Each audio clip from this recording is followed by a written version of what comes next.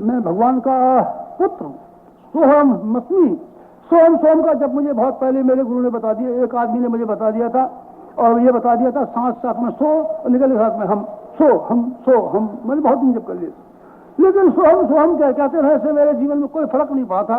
लेकिन जिस दिन मुझे ये ख्याल आया, जिस दिन मुझे ये खुमारी आई कि मैं वो हूँ, तो मेरा कायाकल्प हो गया और मेरे विचार करने की सारी समस्याएं उल्टी हो गई।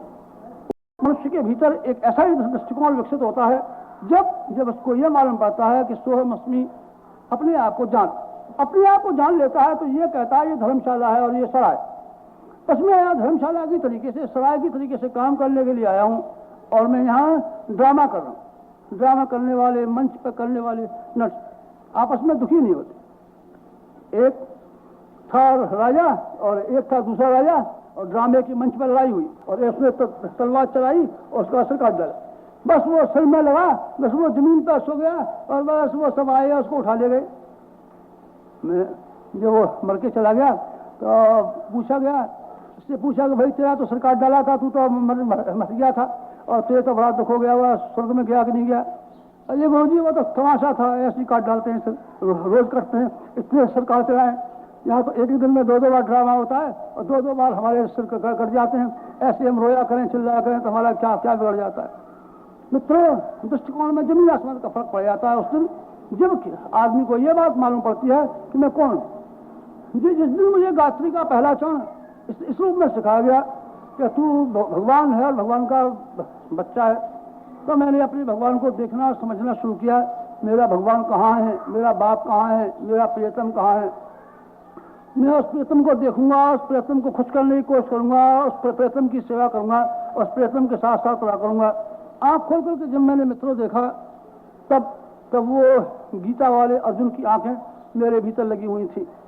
गीता वाले अर्जुन को भगवान ने कहा था, इस चमड़े की आंख से भगवान को नहीं देखा जा सकता। और चमड़े की आंख से देखने के जो बहुत दिन से मेरे ख्वाब थे वो तहस-नहस हो गए। मेरा ये ख्याल था बद्रीनारायण जाऊंगा और भगवान जी को देख करके आऊंगा, और मेरा ये ख्याल था जगन्नाथ जी को जाऊंगा और भगवान जी को देख करके आऊंगा, और मेरा ये ख्याल था कि मैं उज्जैन जाऊंगा और शंकर भगवान को देख करके आऊंगा, और जब मेरा ये ख्याल था कि मैं वहाँ बनारस जाऊंगा और शंकर जी के दर्शन करके आऊंगा, और मैं वृंदावन जाऊंगा और श्री कृष्ण भगवान के देख करके आऊंगा, मेरे ख्वाब तहस-नहस हो गए। और मेरे दिमाग में से एक ही चीज विकसित हो गई कि भगवान चमड़े की आंख से नहीं देखा जा सकता, और मैंने चमड़े की आंखों से देखने वाले भगवान को केवल ध्यान की एकाग्रता का छोटा वाला माध्यम मात्र मान लिया। असली भगवान जिसको मैं देखना चाहता था वो कौन सा था? वो अर्जुन को दिखाया गया था। अर्जुन को दिखाया गया था, इस मानी में दिखाया गया था कि सारे का सारा विश्व ब्रह्मांड देख, अर्जुन मेरा ही रूप है। और भगवान ने अपनी माँ को, यशोदा को, एक बार मुंह खोल के दिखाया था कि सारे का सारा विश्व ब्रह्मांड देख, यशोदा मेरा ही रूप। और एक बार भगवान राम ने अपना स्वरूप अपनी माँ कौशल्या को दिखाया था कि देख, मैं मनुष्य तो हूँ, लेकिन असली भगवान से देखने का हो कि सारा विश्व ब्रह्मांड मेरा ही रूप है। तो मैंने अपनी आंखों से खोल करके देखा। एक बार मेरी अज्ञान की आंखें थी, जब मुझे भेड़ और बकरियों की तरीके से गंदे और नाचीज मनुष्य, स्वार्थी और संकीर्ण मनुष्य दिखाई पड़ा करते थे। लेकिन जब मुझे आत्मज्ञान का एक निशा और एक खुमार आया, तो मैंने सारे विश्व को देखा, और मैंने देखा ये सारे के सारे पानी, सारे का सारा ये विश्व भगवान का विशुद्ध स्वरूप है, और इसका हर रोम और हर रोम ये वृक्षों की तरीके से, हर इसका अंग प्रत्यंग प्राणियों की तरीके से दिखाई पड़ता रहता है। मेरी आंख से विराट ब्रह्म दिखाई पड़ने लगा, और मैंने देखा यही मेरा प्रियतम है, और यही मेरा आराध्य, और यही मेरा इष्टदेव है।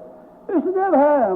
बहुत दिन पहले जी आता था कि दुनिया में से खूब लोगों की हजामत बनानी चाहिए, अपनी जेब भर लेनी चाहिए। मैंने कहा नहीं, अपने प्रियतम की मैं हजामत नहीं बना सकता, और प्रियतम को दुखी रख करके मैं सुखी नहीं रह सकता। भला कोई औरत ऐसी भी दुनिया में होती है जो अपने पति के खाने की चीजों को चुरा लिया करे, तो पति का खाने में से घी चुरा लिया करे, तो पति की खाने में साग चुरा लिया करे, रोटी खा लिया करे, और पति भूखा रह जाए और खुद जलेबी खाया करे। ऐसी कोई औरत देखी आपने? ऐसी मेरे वैश्या हो सकती है, औरत नहीं हो सकती। और वो भगवान का भक्त कैसा होगा जो उसका प्रियतम और उसका इसलिए दुखों में डूबा हुआ पड़ा रहे, अज्ञान में डूबा हुआ पड़ा रहे, और स्वयं अपनी सुविधाओं के आवर्धन करने के लिए, अपनी ख्वाहिशों, तमन्ना, इच्छा और वासना को बढ़ाने के लिए काम करता रहे। ऐसी कोई वफादार औरत नहीं हो सकती। मेरे मन में आया और मेरी आंखें कपाट के तरीके से खुल गई। ये सारा विश्व मानव मुझे भगवान दिखाई पड़ने लगा और रामायण की वो चौपाई का मुझे साक्षात्कार हो गया जो मैंने हजारों बार पढ़ी थी, लेकिन जिसका मतलब जरा भी मैं नहीं समझ सका था। रामायण का रहस्य और रामायण का सार तुलसीदास जी ने एक छोटी चौपाई में जमा करके रखा है और वो चौपाई है, सिया राम मय सब जग जानी, करो प्रणाम जोरी युग पानी। सिया राम मय सब जग जानी, करो प्रणाम जोरी युग पानी। भगवान के साक्षात्कार का असली स्वरूप, अगर किसी को भगवान देखने का हो तो इसी एक चौपाई के अंदर वो सारा का सारा चाबी और रहस्य भरा हुआ पड़ा है। जहाँ कोई आदमी चाहे तो भगवान को देख सकता है। ये सारा का सारा विश्व, इसमें पीड़ित मानवता के रूप में कराहती हुई अंता प्रेरणा और ये इस विश्व में फैली हुई कुरूपता और इस विश्व में फैली हुई गरीबी ने मुझे बुलाकर के कहा, भगवान उससे मांगता है, और मैं भगवान को देने के लिए तैयार हो गया। भगवान को मैंने देखा और मुझे भगवान का साक्षात्कार हो गया। पहले दिन जब गायत्री का पहला चरण मुझे सिखाया गया और मित्रों आत्म साक्षात्कार मुझे हो गया। ब्रह्म साक्षात्कार और आत्म साक्षात्कार अध्यात्मिकता के दो महत्वपूर्ण अध्याय माने जाते हैं और ये दो काम जो आदमी कर लेता है वो सिद्ध पुरुष माना जाता है और परमहंस माना जाता है। और पहले दिन गायत्री का पहला चरण जब मुझे सीखने के लिए मिला तो वो चरण थे जिसको मैंने जब पूरी तरीके से प्राप्त कर लिया तो मैं सिद्ध पुरुष हो गया और परमहंस हो गया।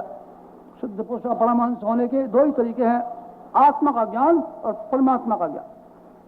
परमात्मा का ज्ञान विश्व मानव में फैला हुआ भगवान और धर्म और संस्कृति, सदाचरण और शिष्टता के बीच में विद्यमान मानव। ये विचार जब मेरे समझ में आया तो मुझे ऐसा मालूम पड़ने लगा भगवान मेरे पास है, मैं भगवान के इस पास।